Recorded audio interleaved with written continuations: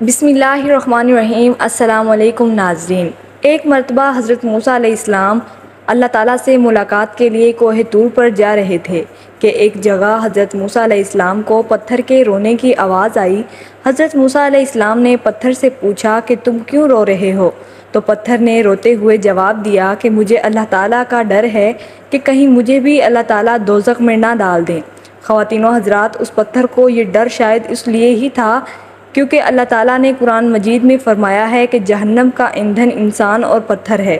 اس سے اس پتھر کو لگا کہ کہیں اللہ تعالیٰ مجھے بھی جہنم میں نہ ڈال دے۔ پتھر بولا، اگر میں جہنم کا ایندھن بھی بن جاؤں تو میرا حشر بہت برا ہوگا۔ پتھر بولا، اے اللہ کے نبی، میں اس وجہ سے ہی رو رہا ہوں، آپ تو اللہ کے پیغمبر ہیں اور آپ تو کوہ طور پر اللہ تعالیٰ سے ملاقات کے لیے جا رہے ہیں، وہاں جا کے میری اللہ تعالیٰ سے سفارش کر دیجئے۔ حضرت موسیٰ علیہ السلام نے اس پتھر کو تسلی دی اور فرمایا کہ اس وقت میں اللہ تعالیٰ سے ملاقات کے لیے کوہ طور پر جا رہا ہوں اور اللہ تعالیٰ کے حضور تمہاری بخشش کی دعا کروں گا۔ اور اس کے بعد حضرت موسیٰ علیہ السلام اللہ تعالیٰ سے ملاقات کے لیے کوہ طور پر چلے گئے اور اللہ تعالیٰ سے ہم کلام ہوئے۔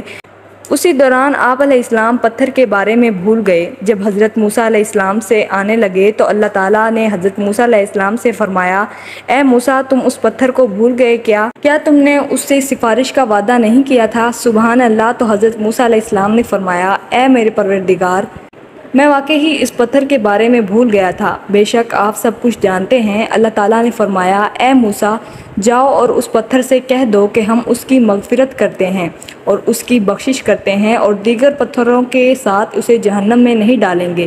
آپ علیہ السلام نے خوش ہوتے ہوئے اس پتھر کے پاس آ گئے اور اس پتھر کو خوشخبری دی اور وہاں سے چلے گئے۔ کچھ ہی دن بعد حضرت موسیٰ علیہ السلام اسی راستے سے اللہ تعالیٰ سے ملاقات کے لیے کوہ طور پر آ رہے تھے تو حضرت موسیٰ علیہ السلام کو اسی پتھر کے رونے کی آواز آئی۔ حضرت موسیٰ علیہ السلام اس پتھر کے پاس گئے۔ آپ علیہ السلام نے پوچھا کہ تم اب کیوں رو رہے ہو؟ تمہیں تو میں نے اللہ تعالیٰ کی طرف سے خوشخبری سنائی تھی، مگر تم تو ابھی بھی رو رہے ہو۔ تو وہ پتھر کہنے لگا کہ اس وقت میں اللہ تعالیٰ کے ڈر اور خوف سے رو رہا تھا اور اب میں اللہ پاک کی محبت میں رو رہا ہوں۔ اے اللہ کے نبی، اللہ پاک نے مجھ پر اپنی رحمت فرمائی ہے، اے اللہ کے نبی، کیا مجھے اس کی محبت میں رونا نہیں چاہیے؟ سبحان اللہ۔